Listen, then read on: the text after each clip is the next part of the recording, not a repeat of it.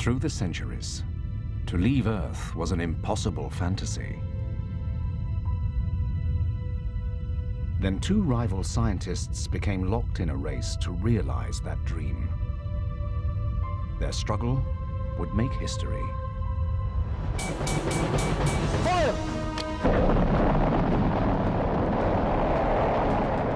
At the end of World War II, Russia and America raced to capture the secrets of Germany's rocket technology. Who's the brains behind all this? Wernher von Braun was a rocket genius years ahead of his time. When he surrendered to the Americans, he brought with him his dreams for space.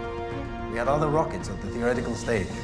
In time, other rockets will leave Earth orbit altogether and explore other planets. But von Braun's vision had come at a price. Were you ever a member of the National Socialist Party? Yes, I was. And the SS? Yes, I held the rank of major. Slave labor was used to construct von Braun's rockets. You were aware of the existence of the V2 mass production plant? You saw the conditions. Don't you imagine someone else would have done the work if I had refused? Unknown to von Braun, the Soviets had a space visionary of their own. Your confession. Sergei Korolev was sentenced to 10 years in the Gulag for crimes he did not commit.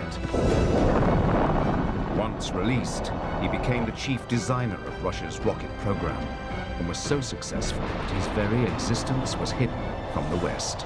In the interests of state security, no one must know your identity. It must be as if you don't exist.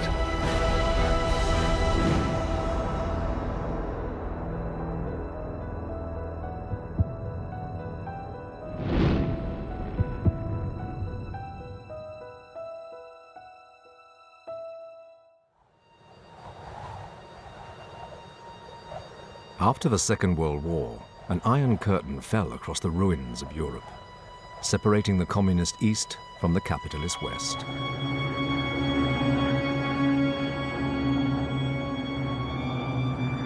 Two superpowers, America and the Soviet Union, became locked in a new arms race.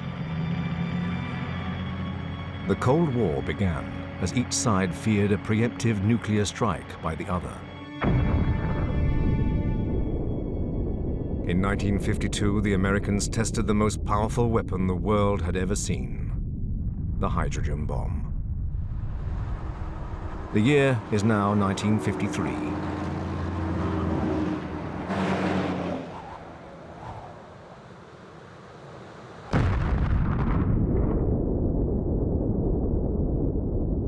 On the 12th of August, the Soviets also explode an H-bomb. The race is on for nuclear supremacy.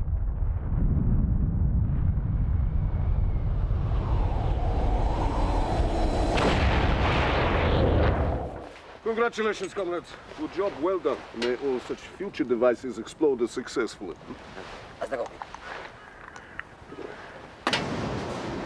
He's here? In person? The H-bomb test leads to a momentous meeting for Sergei Korolev, the Soviets' chief rocket designer. Good morning, Comrade Marshal. What an unexpected surprise. Please. Korolev's military paymasters set him the challenge of a lifetime. 5 tons. You're proposing a 5-ton warhead. That's what our physicists are telling us that the next generation of hydrogen bomb will win. The Defense Ministry has looked into aircraft as a delivery system. But we've concluded that aircraft are too slow and too easily targeted. What we need is a rocket that can deliver it over a distance of 8,000 kilometers, capable of reaching America. And in this way, safeguard ourselves against our enemies. With respect, the Ministry does understand that there is nothing currently under development that has anything like that capability. Obviously. So the question is a simple one. Can it be done?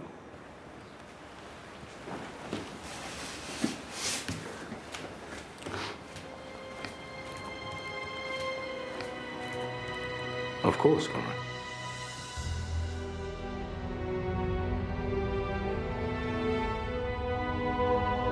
Korolev hopes that by meeting the military's need, he will be able to fulfill his long-held ambition to journey into space. The first step will be to launch a satellite to orbit the Earth. Then manned spaceflight will follow.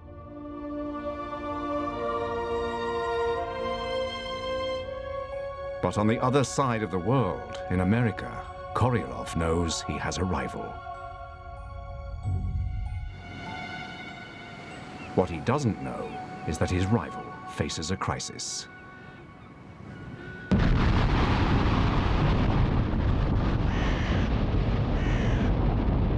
Restricted by the US Army to develop only small, short-range rockets, Wernher von Braun's ambitions are crushed. Trajectory is stable, gyros functioning normally. Von Braun has brought his team from Germany, hoping to pursue a space program. Bridge is clear. Good. We have hours of data collection ahead of us. Let's grab a short break.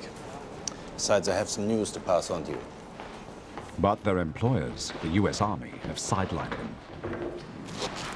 Are they serious? We're simply not a priority at the moment. They want the funds elsewhere. Nonetheless, I remain convinced they will see sense eventually. We'll get our shot. They're cutting back our funds even for military missiles. How are you going to convince them that we should launch a satellite? I don't see any evidence that they even want a space program. Until von Braun's team get a chance to build a bigger rocket, they have no hope of launching a satellite. You women have heard of jalopies, you've heard the noise they make, but let me introduce my new Rocket 88. Yes, it's straight, just one way. Everybody likes my Rocket 88. We are losing some of our best people. Money in the private sector is a powerful lure to an engineer with the right expertise. I don't know what else to try. The military just don't see the significance. The only people who've shown any interest in space are in Walt Disney's studio.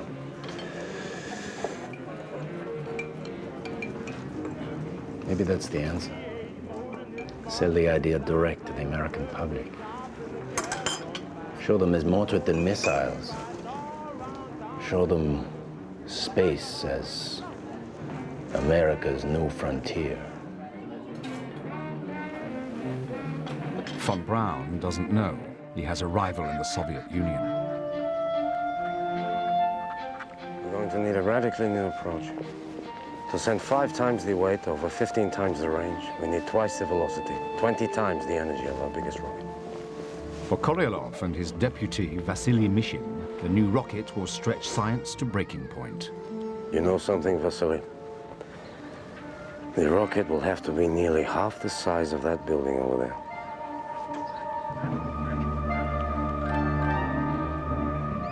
You're truly convinced of this?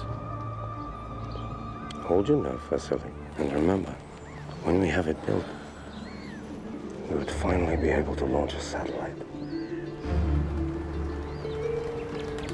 Of course, you know who we'd have to work with. Glushko.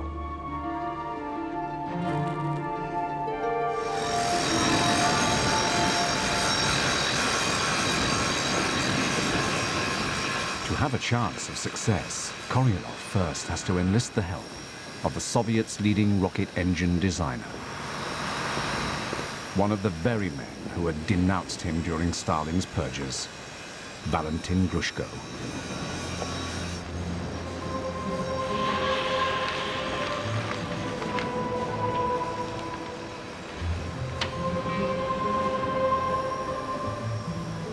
Very Jules Verne. To carry such a weight, such a distance, we need to get radical.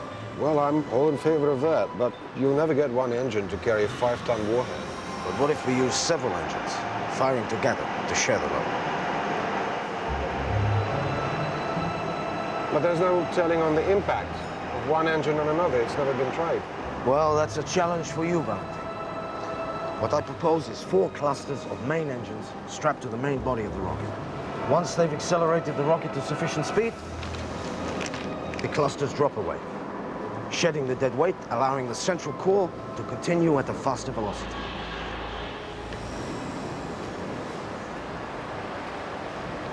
Look, I need your help with these engines. All right, it is ambitious. But if we combine our forces, we just might make history. It's a huge gamble. But if they succeed, they will have the means to get to space. The engines will be my department, mine alone.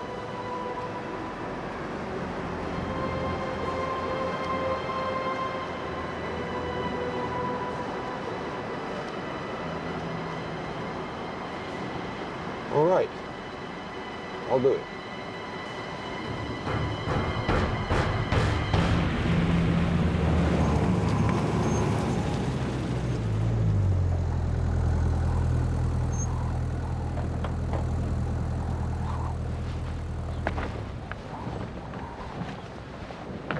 Koryalov's new rocket, designated the R7, would be so huge, even its launch site has to be designed from scratch, at a remote site 1,400 miles from Moscow. Well, it's certainly bleak. Better get used to it, Vasily. This is going to be home. Marshal Mitrofan Nedelin supervises the project, reporting directly to Soviet Premier Nikita Khrushchev. 36 hours by train and dirt track. This rocket better be everything you promised, Sergei Pavlovich. The R7 is a bold design, but the defense of the motherland deserves nothing less. I have a proposal that could be of great benefit to the military. This rocket has applications well beyond the delivery of warheads. Imagine being able to spy on any region of the Earth. It's beautifully simple. With our R7 rocket, we could launch a small object into orbit fitted with a camera.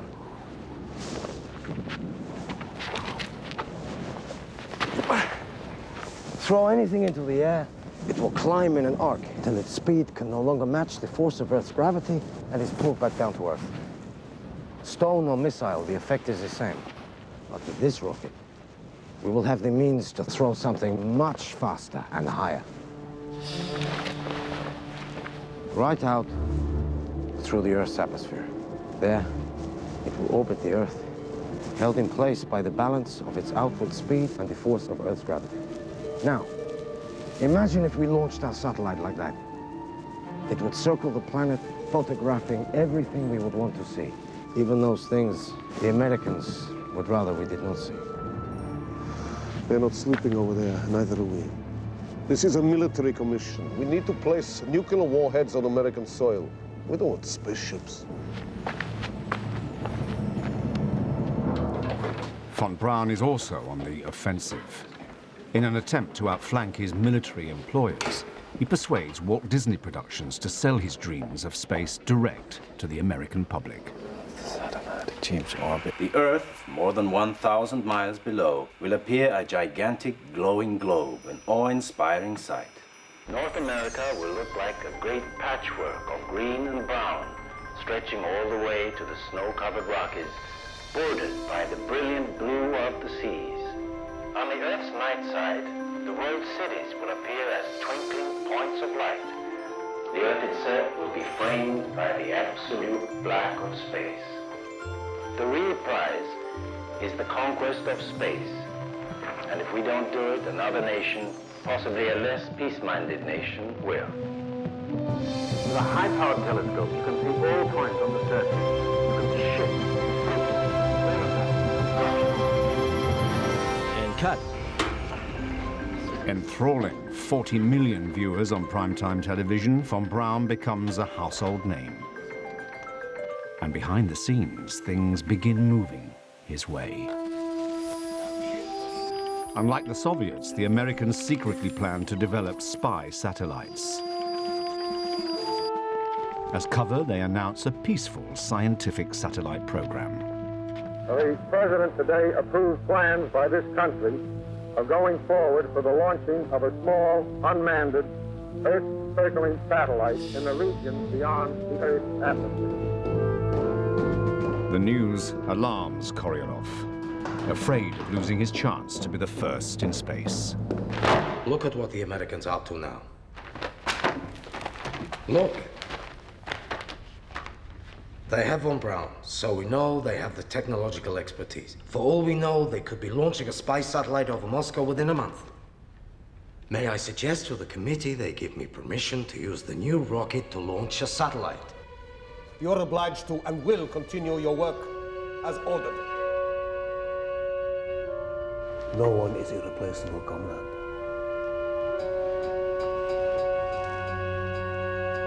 Unknown to Korolev, von Braun has to compete for the satellite contract. You understand that this interview will be recorded as a matter of permanent record. He hopes his application to become an American citizen will improve his chances, despite his Nazi background. I only ever met Hitler twice. That is now firmly in my past. The FBI questioned von Braun's neighbors. Well, it's my opinion that he's an avowed member of the Nazi Party. Once a Nazi, always a Nazi, if you ask me. He'd sure be a greater danger to America if he became a national of some other country. I'm a scientist, not a soldier. A rocket is just a vehicle. What it carries is outside my province. To use my knowledge for the benefit of America is my only concern.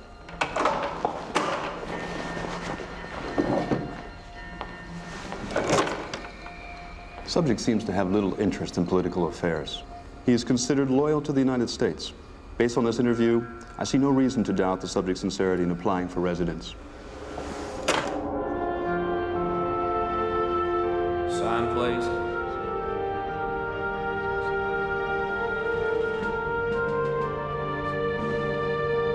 Ten years after he was spirited out of Germany, von Braun hopes he has bought his ticket to space. Congratulations. You are now citizens of the United States of America. God bless you, and God bless America.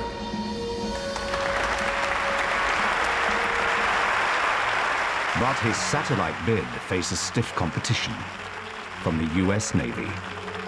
Well, gentlemen, what do we think? In my mind, von Braun holds the ace card here. His team's certainly the best we've got. He has the greater expertise. So we're agreed then. Von Braun's our man. If I may speak frankly, I don't think we should be seen developing a rocket being modified from Nazi vengeance missiles by German engineers. America's first satellite launcher should be exactly that. An American product. Von Braun. Yes, Dr. Von Braun. I have some bad news, I'm afraid. I've been asked to inform you the U.S. Navy have been awarded the satellite contract. We're sorry. Thank you. Von Braun is back to square one, just when his Russian rival is on the verge of his biggest break.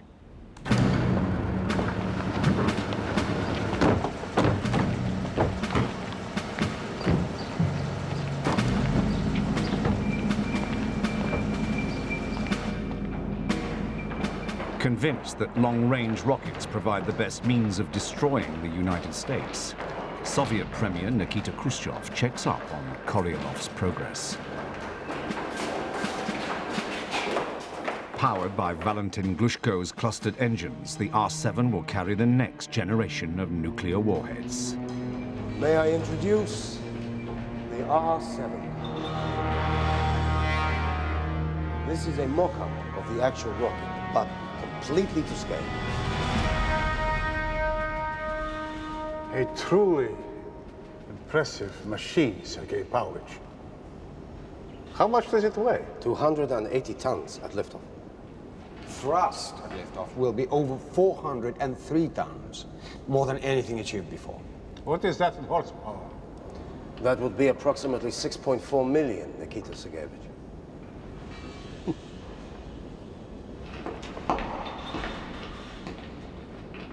We will run them off the production lines like sausages.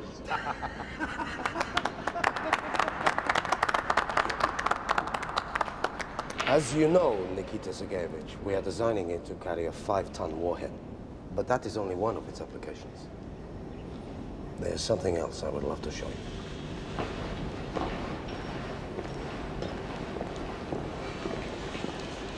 The R-7 provides us with a chance to make scientific as well as military history. the world's first satellite. The real thing would be 7 times the size of this model. What do we have to gain from such a device? It's beautifully simple. It would orbit the Earth at an incredible speed, 18,000 miles an hour, and would be able to spy on any region of the Earth's surface. All we need is the go-ahead to build. It would get in the way of the missile program. Nikita Sergeyevich, as we speak, the Americans are spending millions on such a project. Once the R-7 is flying, all we need to do is replace the warhead with the satellite and launch.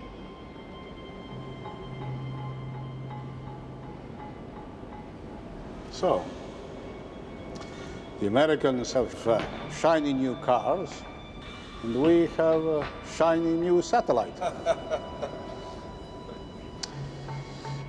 But remember, Sergei Pavlovich,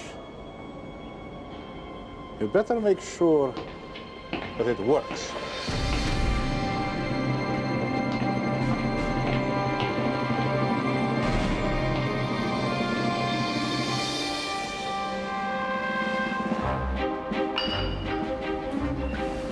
Comrades, to our satellite. To our satellite!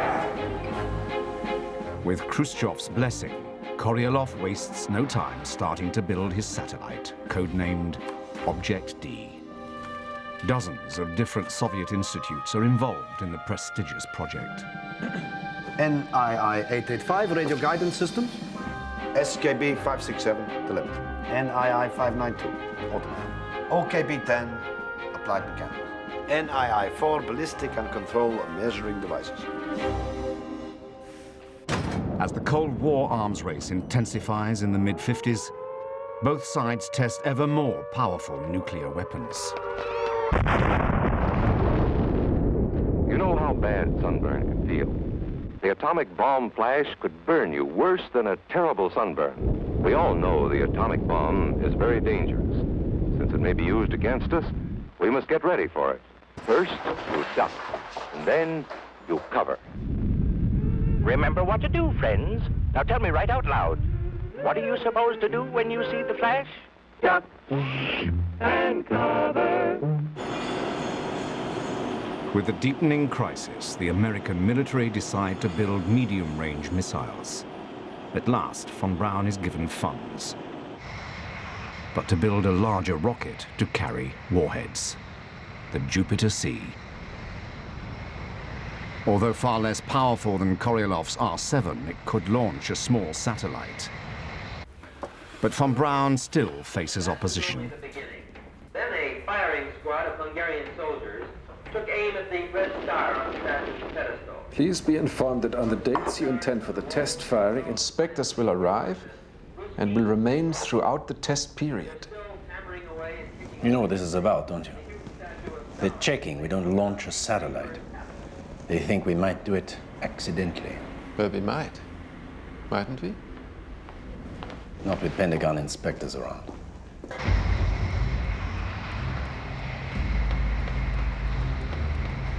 To prevent von Braun secretly launching a satellite ahead of the US Navy, Pentagon inspectors monitor the maiden flight of the Jupiter C. Everything seems fine. Good, let's get on with it.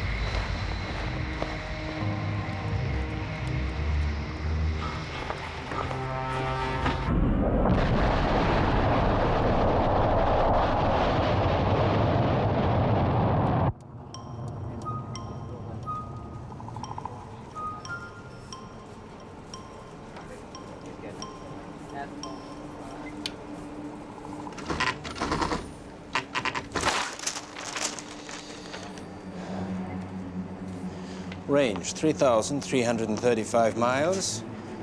Altitude 682 miles.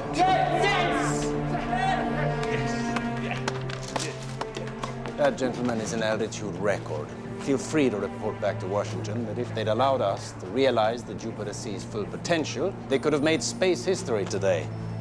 We could have launched the world's first satellite for America.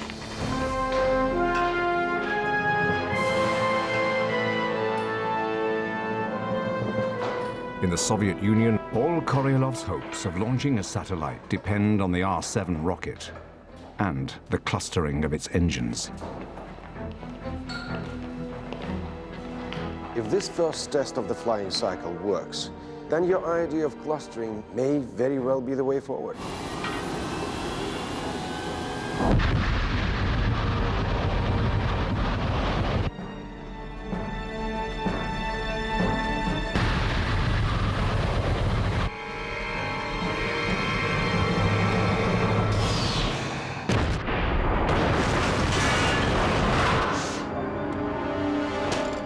Shut off the fuel lines.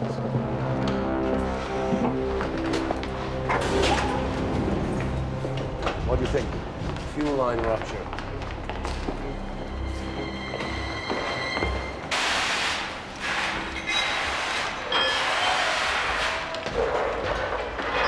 I have to have equal flow rate to all engines. Takes one valve to fail and you can blow the lot. I warned you clustering was dangerous.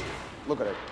One test, 4 engines ruined. I've only got so much manpower, so many parts. So what's your point, Valentin? You want innovation. Well, innovation takes time. Clustering was your choice. I'm not sure we can prove that clustering will ever work.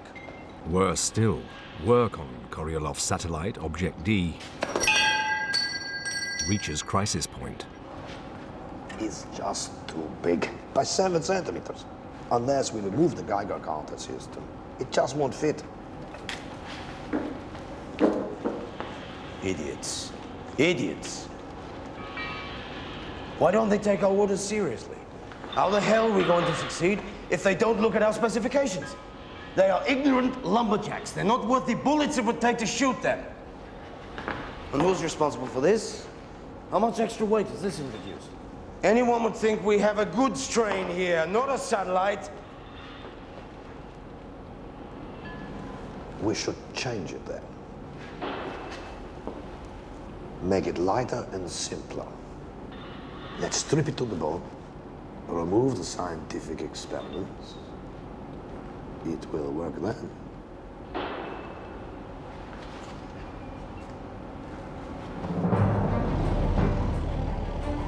It has taken just 2 years to transform Baikonur from a wasteland into the world's first spaceport.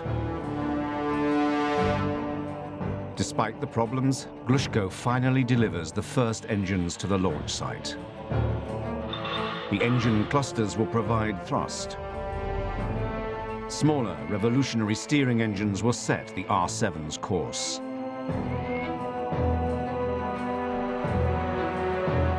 With 32 engines and weighing a massive 280 tons, some believe the R-7 will never achieve liftoff.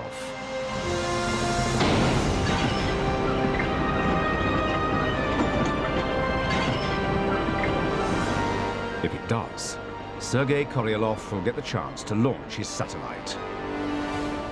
The first stepping stone in man's journey to space.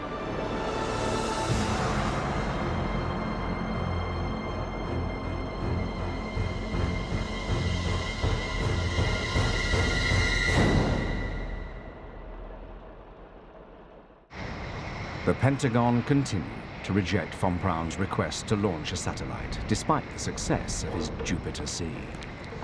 Special delivery. Direct from outer space. I wrapped this up and placed it inside the nose cone. It survived re-entry and splashed down in the Atlantic. The first rocket made. It's not even singed. So the heat shield works. We have to persuade them. We can launch a satellite.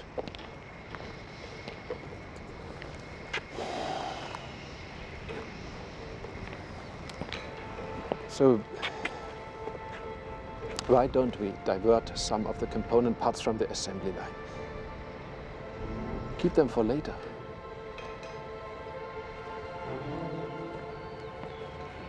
When the Navy's rocket fails, they'll be thanking us. Von Braun risks court-martial by concealing parts of his rocket. Such is his determination to be ready if the US Navy fails. His rival is pushing ahead. All Koryolov has to do now is to test fly his rocket. But first, a long-held Russian tradition to christen the launch.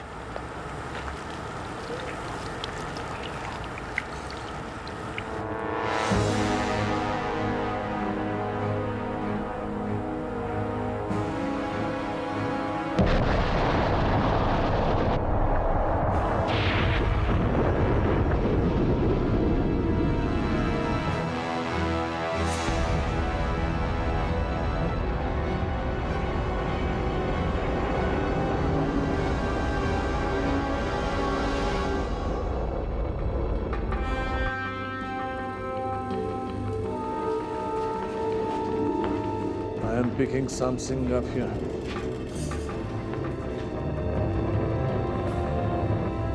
A lot of it.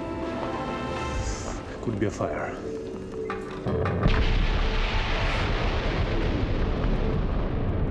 The R7 disintegrates 90 seconds into flight.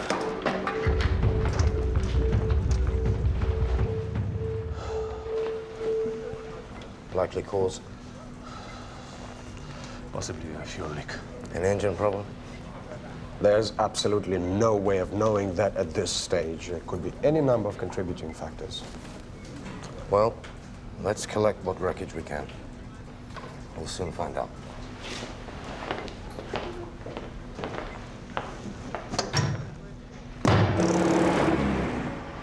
Comrade Marshal? Oops. Sorry. One failed launch, 32 wrecked engines. If things go on this way, my entire production line will collapse. And my position on this was always clear. It's too ambitious, irresponsibly, wastefully ambitious. I can't see it working. The whole thing's been badly mismanaged. If I'd been in charge from the very beginning, I don't think we'd be in this mess now.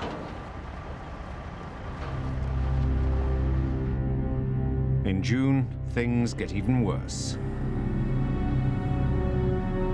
Mechanical failures prevent takeoff of 3 more test flights.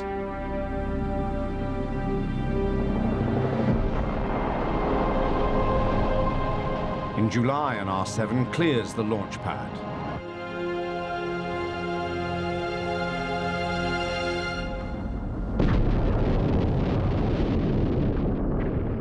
But 33 seconds later, an engine cluster detaches too early from the rocket's central core.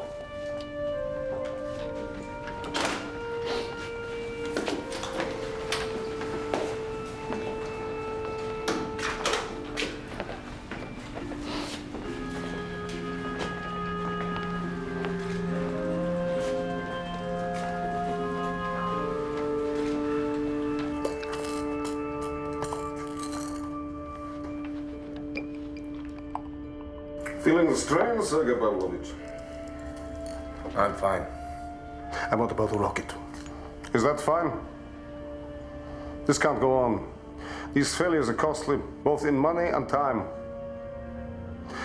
You had assured me your calculations were correct. There are many innovations, comrade. I have to warn you, comrade. Carry on like this, and I'll shut down your entire test program, and have the missile removed and reworked elsewhere. We need results. Koryolov is given one more test launch. One last chance.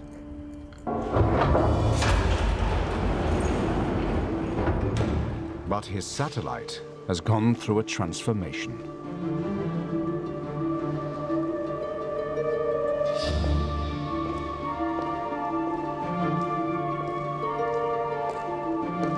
After abandoning the heavyweight Object D, the team have built a replacement in less than a month. We got the weight down.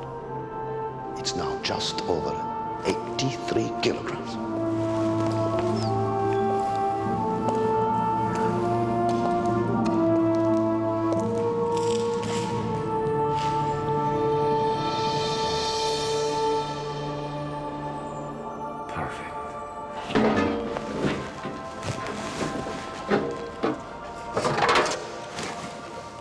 Stripped of all complex instrumentation, carrying just a single radio transmitter, it becomes known as the simple Sputnik.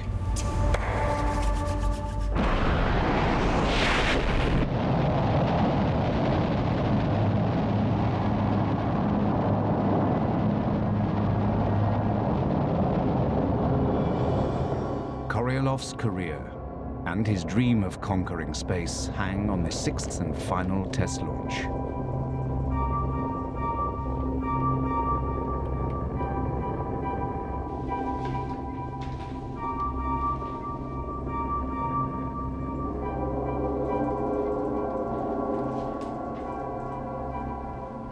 The R-7 flies over 6,000 kilometers.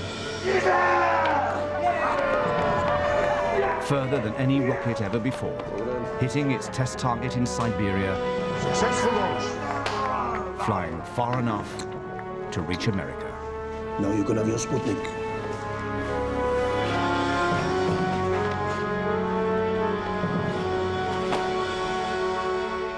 To prove to the world his Sputnik is in orbit, Koryalov needs it to transmit a signal from space. It's all right, Vashislav. Please continue. Couldn't sleep. Can I hear it? Of course.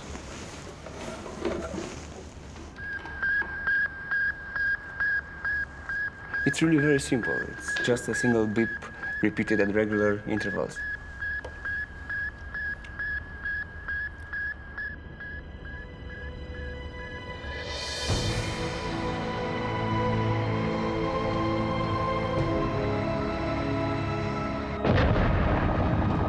At 10:28 p.m., the engines ignite and the R-7 flawlessly clears the pad. Not as a weapon of mass destruction, but as a carrier of one man's lifelong dreams.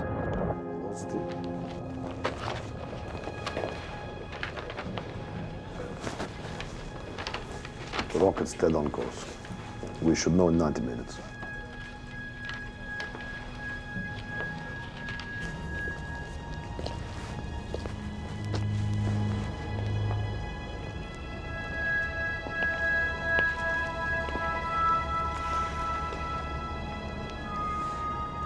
There's so much left to do, Vasily. I only hope I'm given enough years to make sure they happen.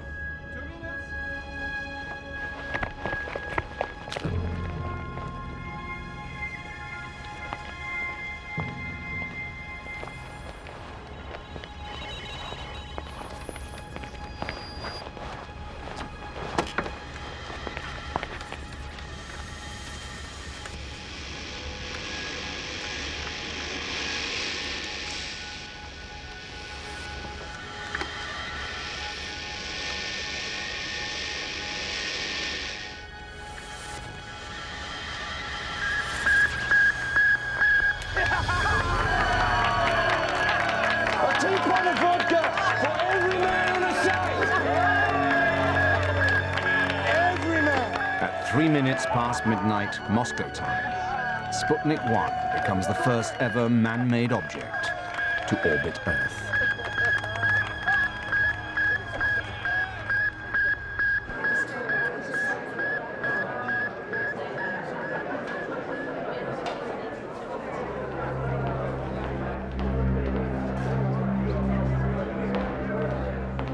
Doctor, they've done it. Now what? The Russians. It's just been announced over the radio that the Russians have put a satellite into space.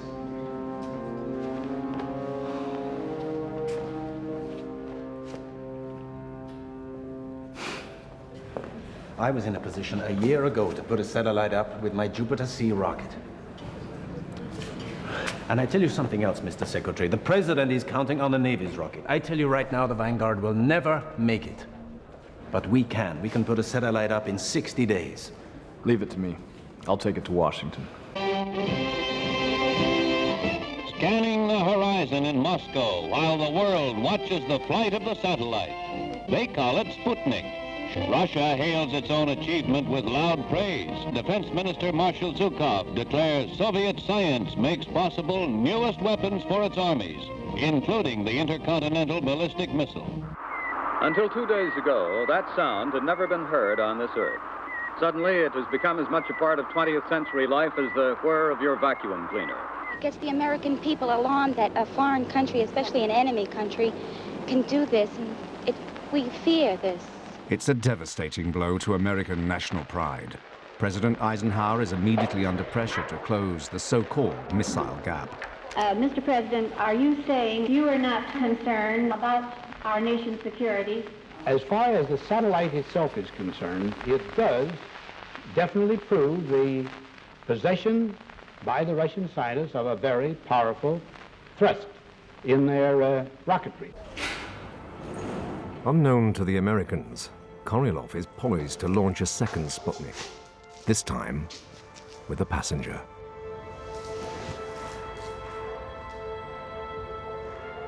Laika.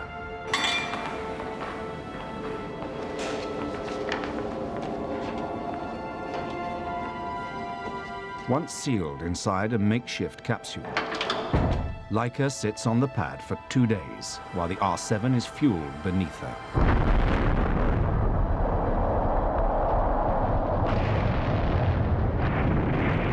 Just 4 weeks after launching Sputnik, Korolev succeeds in putting the first living creature into space.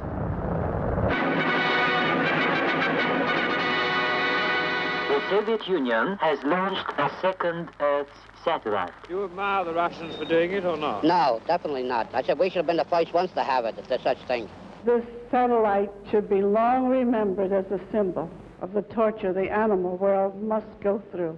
And I don't mean to be facetious at all, but there's a female up there circling Mother Earth. Laika survives just over 5 hours in orbit before dying of heat exhaustion. What do you think about America not being able to do the same? If I was in military service and fell down on a job like that, I could stand a court-martial. Somebody's falling down on a job. Ironically, with another Soviet coup, von Braun finds himself blamed for the American failure. Dr. von Braun, what is your current assessment of the Soviets' missile capability? Based on recent events, I would say the Soviets have the capacity to put a hydrogen warhead on Washington today. You're in charge of the Army's missile program. Any responsibility for a missile lag must rest squarely with you. You yourself could have informed the President and Congress that we were not making satisfactory progress under your direction. Dr. von Braun, perhaps you'd like to explain to this committee what exactly you think you've been doing for the past 10 years. From the moment we set foot on US soil, I and my team have been underfunded and underutilized. I have spent years trying to make myself heard. I cannot be held accountable if my employers, which is the US military, fails to take advantage of my abilities. At last, von Braun gets the go-ahead to launch a satellite. But the US Navy is to have first shot. With only weeks to turn it around, von Braun is joined by the scientists William Pickering and James Van Allen, who will design the instruments on board. I can't persuade the Pentagon to let us launch our satellite before the Navy, but I want to be ready as soon as they've had their go. The scientific instruments, the radio transmitter, everything must fit inside this space. I'm calling it the Explorer. How quickly can you get this done? In an attempt to restore America's shattered pride, the US Navy rushes its satellite towards launch.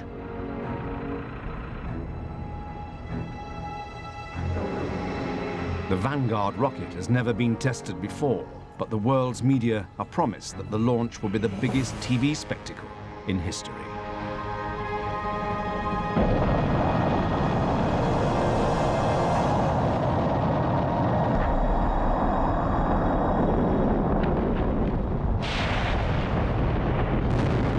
Having risen just 3 feet from the pad, the only thing to survive the explosion is the satellite. Blown clear, it begins to transmit from the ground nearby. Flopnik, Dodnik, Oopsnik, and my personal favorite, Kaputnik. We've been given a launch, but it's only a 3-day window. We have to launch by the end of January. If we miss it, the Navy's second attempt is scheduled for the very next day. This will not happen to us. If successful, von Braun's Explorer will outdo Koryalov's Sputnik by collecting scientific data from space. On the eve of the big day, von Braun is ordered to Washington to deal with the media.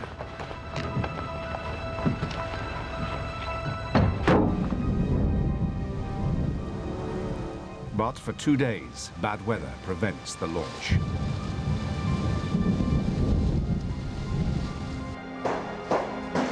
The last day of January, von Braun has until midnight. After that, the US Navy will get a second chance. It's Davis. This is a crazy way to do business, launching rockets by telephone. Kurt, tell me this is good news. We just got word from the weather office. Winds have dropped, and we're ready to go. At last. Good luck, Kurt. I only wish I could be there.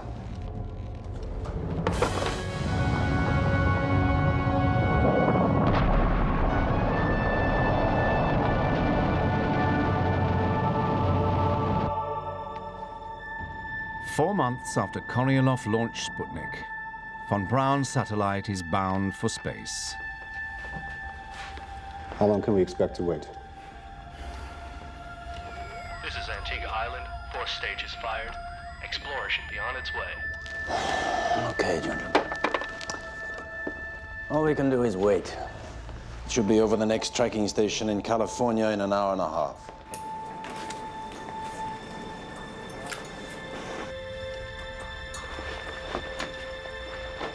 Until its radio signal reaches the tracking station in California, von Braun will have no confirmation that Explorer is actually in orbit.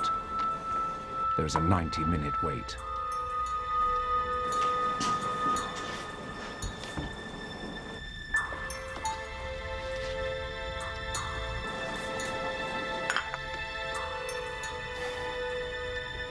Well, I make that 1.5 hours. Where's our signal? California? Do you hear her? Nothing. I think we should give it a few minutes leeway.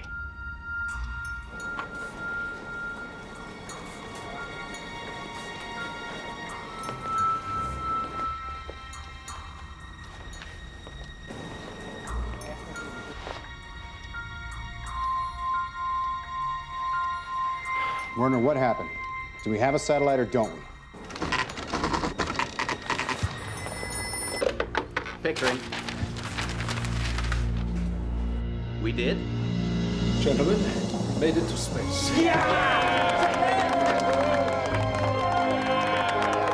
The reason for the delay is that we made a higher orbit than anyone anticipated. I guess you just made it back into the history books. Well done.